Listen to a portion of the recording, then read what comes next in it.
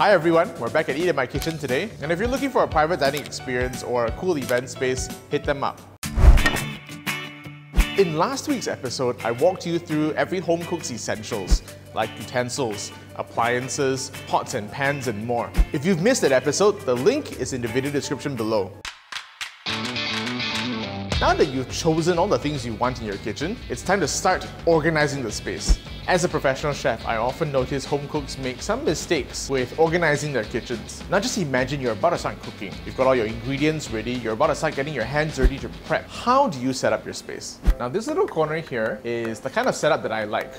It's got enough depth, there's enough space for me to put together the things that I need. Put down cutting boards, I can take out mixing bowls, I can arrange my ingredients so I see everything that I need. The next thing I want to show you is what do you have on the countertops before you start preparing your items. I always have three things, okay? I have a dustbin. This container is for waste. If I'm peeling vegetables, I'm discarding things, I want it all to go into something that's on the table and easy for me to reach. I don't want to be looking around for a dustbin. It wastes time and it's messy. Always have a small bin within arm's reach. The next thing you want is always to have paper towels, something to wipe up spills, wipe your hands, wipe the board. And the third thing you want is this guy, cling film. You see this slider, right? This saves you a lot of time and it's a lot more hygienic than having to pull out a roll and then use two hands to spread that over a bowl. You can get these very commonly at big stores or packaging stores or some supermarkets. Trust me, this is a lifesaver. It'll make your life a lot easier.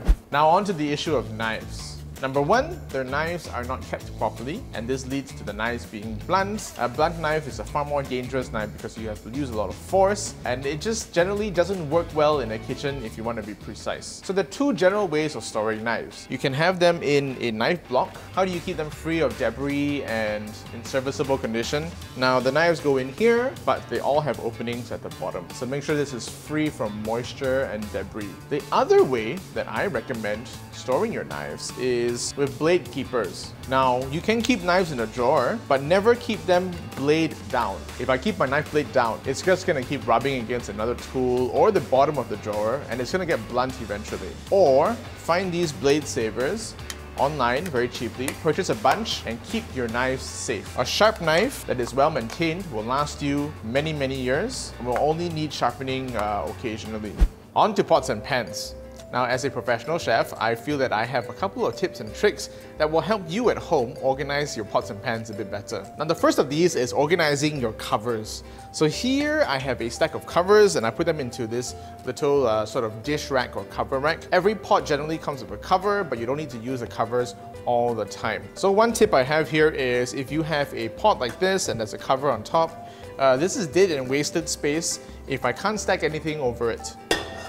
But if I flip this cover inside out, this guy now can have other stuff stacked on him as well. Okay, another tip is if you have pots that are quite large and you don't cook that often, store the pots upside down because then things don't sit inside, you don't get dust, you don't get pests also.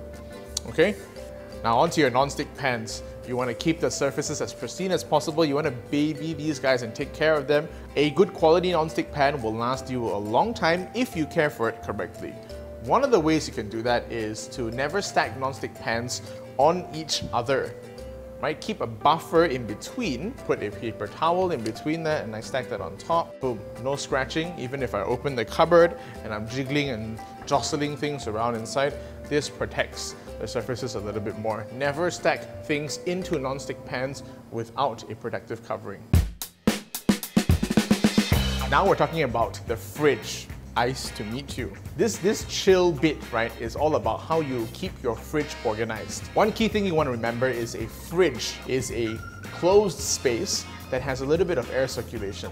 Some things must be kept isolated and sealed up. Other things can be allowed to breathe. I'm going to show you how to organize all these bits now. Let's talk about containers real quick.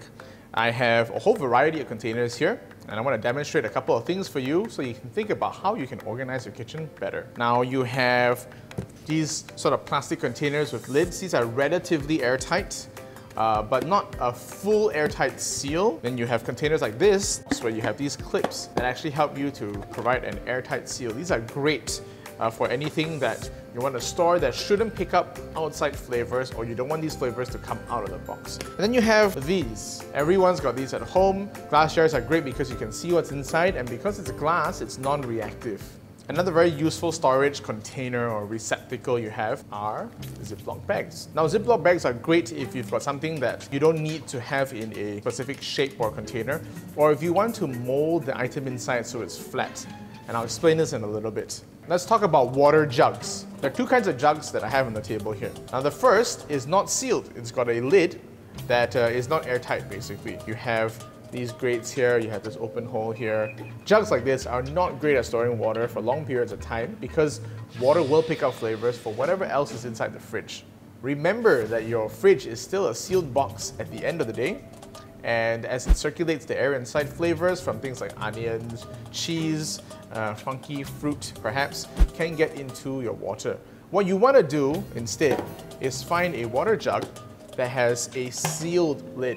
Now, they come in many shapes and sizes. They're all fine as long as you make sure that you can seal off the water inside from whatever else is inside your fridge. Right, let's talk about butter and cheese, two of my favorite items to have in the fridge all the time. Butter always comes in these foil paper wrappings, but once you started to use it, a lot of people just curl this over and seal up the block of butter with the existing foil. Now, they leave this in the fridge, and that's where the butter starts to go weird because it picks up all sorts of flavors that can be dissolved in the butter. Okay, what I would rather you do is please find containers like these and keep your butter inside these containers. If you use a fair amount of these items, you can cut them up into smaller portions and then keep them in several containers.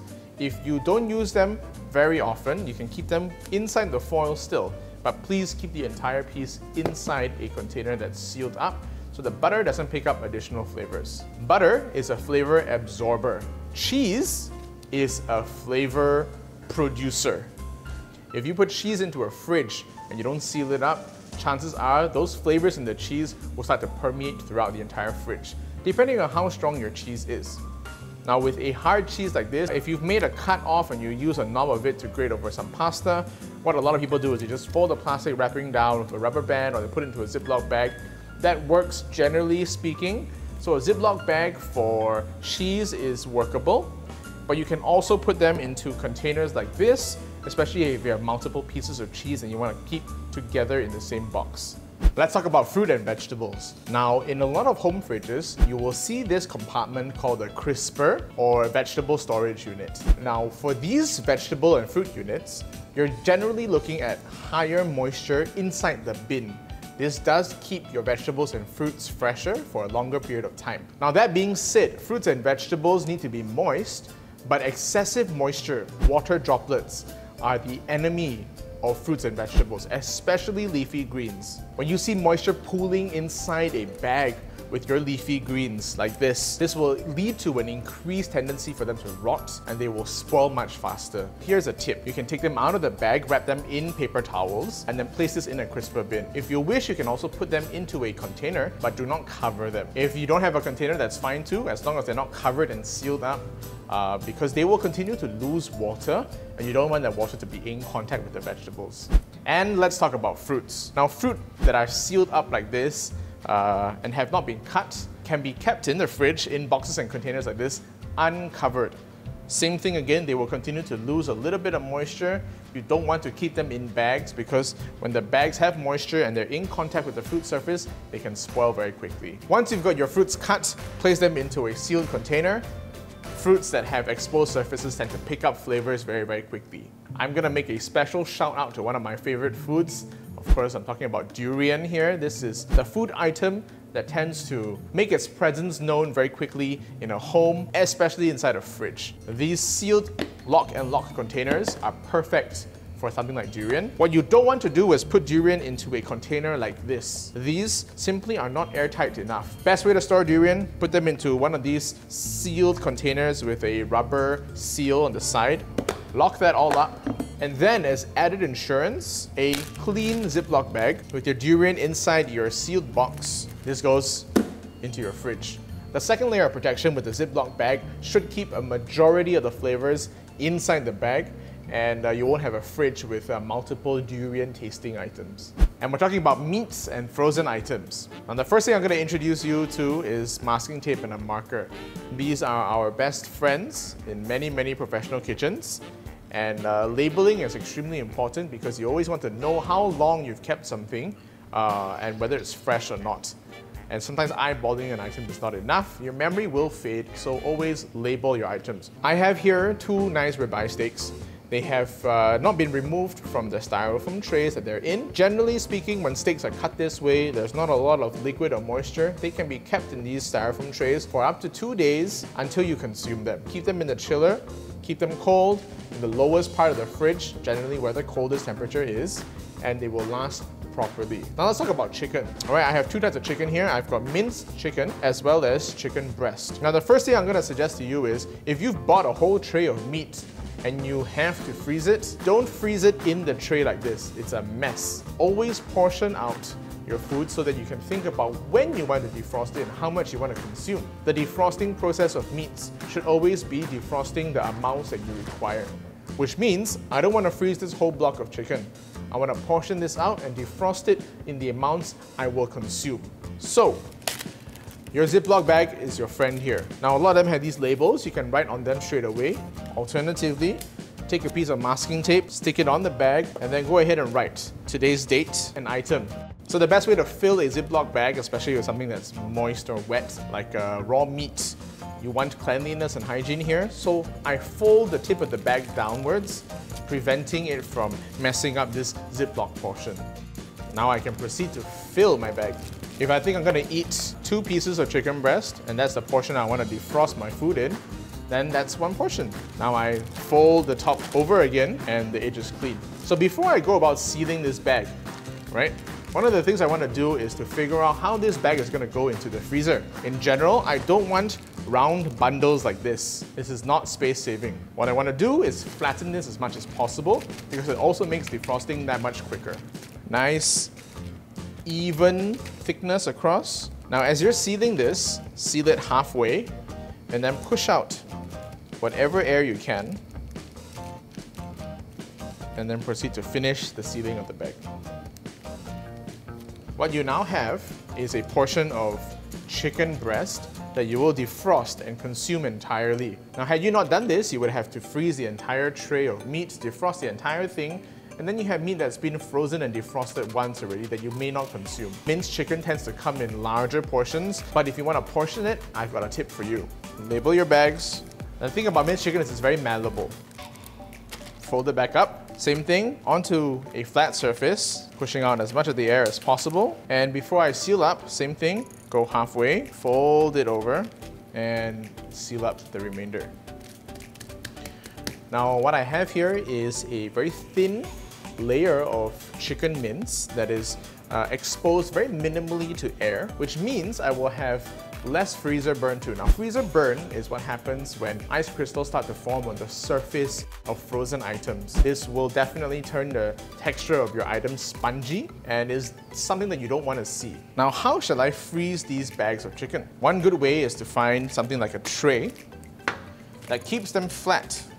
Now, I don't want to stack these items as I'm freezing them because everything that's inside will take longer to freeze. Remember, I'm trying to get them as cold as possible and as frozen as quickly as possible. So this tray is great. Now I can take this and I can stick it into my freezer. And once they are frozen, they stack very nicely, very easily, and it's extremely space saving. You compare that to a bundle or a bag or a ball of chicken mince, which is tied up with a plastic bag, and you have multiple bags like these. It's a lot of space wasted. So this is very space efficient. When you take out this bag of chicken mince to defrost, leave it in the bag. This slab will go onto a tabletop or a tray like this and defrost very quickly. Frozen foods are generally separated already.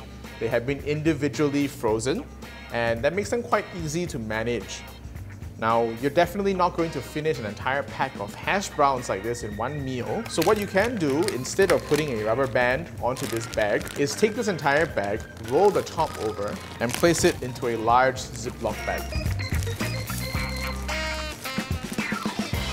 Once you seal your frozen items inside a Ziploc bag, it will prevent cross-contamination with all the raw food items inside your freezer, and it will also reduce the chance of freezer burn. And that's all we have for this episode. I hope you guys had a chill time with me talking about fridge items. Don't forget to click like, subscribe, and you see that bell there? Hit that and you will get notified every time we post a new video. Now, if you want to, alternatively, you can download the Clicknetwork app and you can watch our videos there. Till the next episode, I'll see you guys.